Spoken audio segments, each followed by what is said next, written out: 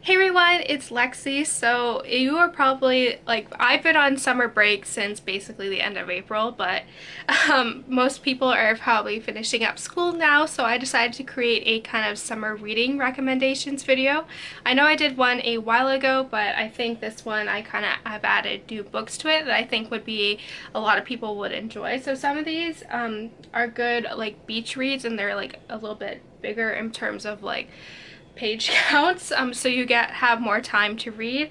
So yeah, my break is really weird this year. Like, I finished at the last week of April, and then I don't start till after Labor Day. So like, it's been just a really weird summer, so it's like 4 months, so I'll get a lot of reading done in this time. But here are some of my 5 recommendations for you in terms for good like beach reads. Some of these do deal with, like, some have like a good summery vibe, some of them are just really big, and I think they're a good time to read in the summer. We don't have to worry about school, and then also kind of some fun ones. So without further ado, let's get started.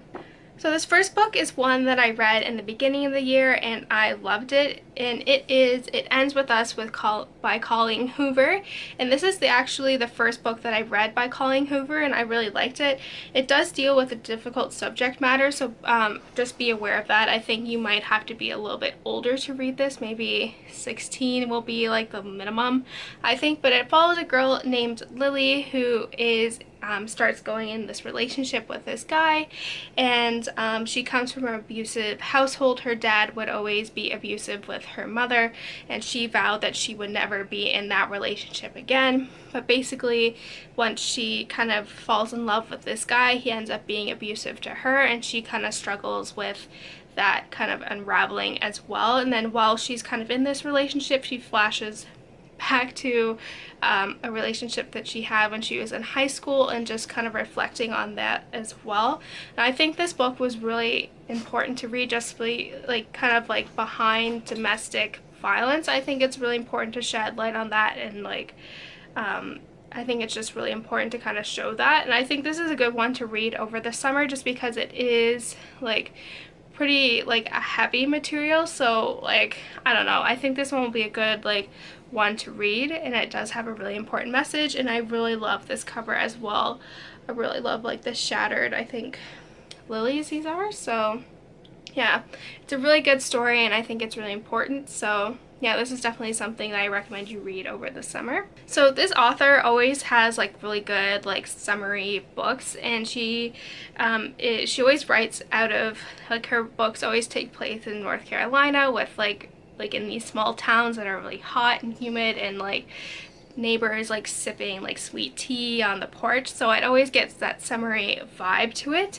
And this is The Peach Keeper by Sarah Addison Allen, and basically this book talks about a kind of, I'll kind of read the back because I don't really remember, but basically Willa's great-great-grandfather owned one of the finest homes in the area, and now it has, in recent years, it has stood for a monument of misfortune and scandal. So when this house is being renovated, they are kind of digging when this house is being renovated by Paxton, who's restoring the house, they uncover a skeleton that is dug beside the peach tree, and it kind of leads to like this whole series of events. And what I really like about these books is that they do have some magical realism aspects into it as well.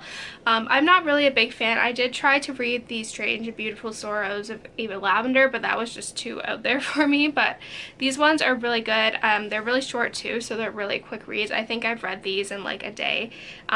So they're really good as well. I think they're just really gripping, and they're just good fun summer reads. If you're interested, I think this author is really good as well if you're looking for more into the magical realism. So yeah.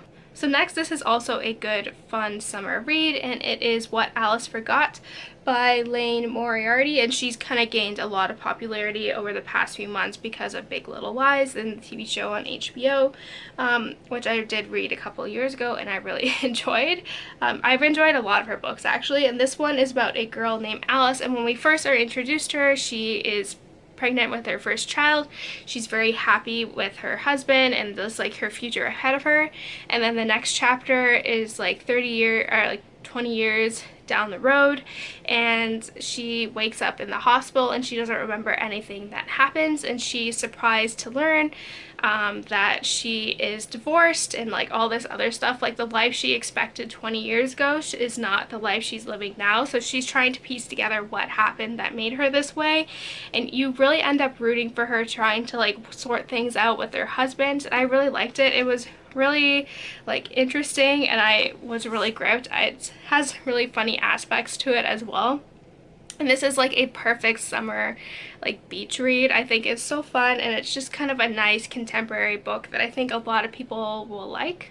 So next I have the Firefly Lane by Kristen Hanna, and it follows the story of three women, Next, I have Firefly Lane by Kristen Hanna, and it follows the story of two women basically from the beginning of their friendship when they're like 12 years old over the course of 30 years. And I think this is a good beach read because you can see it's obviously pretty thick, but it tells their story of their friendship over 30 years and the ups and downs, and I think a lot of women will really relate to this. It does shed light on good kind of female friendships and just kind of the ups and downs of life, and I think this is a really good beach read. I think it does take place in Seattle, so it is kind of like rainy, but I don't know. I think this one is a good engrossing read to read over the summer.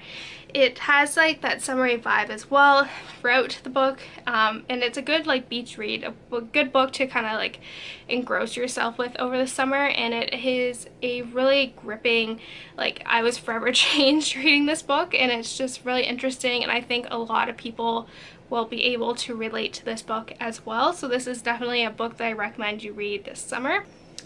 Lastly, this last book is The Lake House by Kate Morton.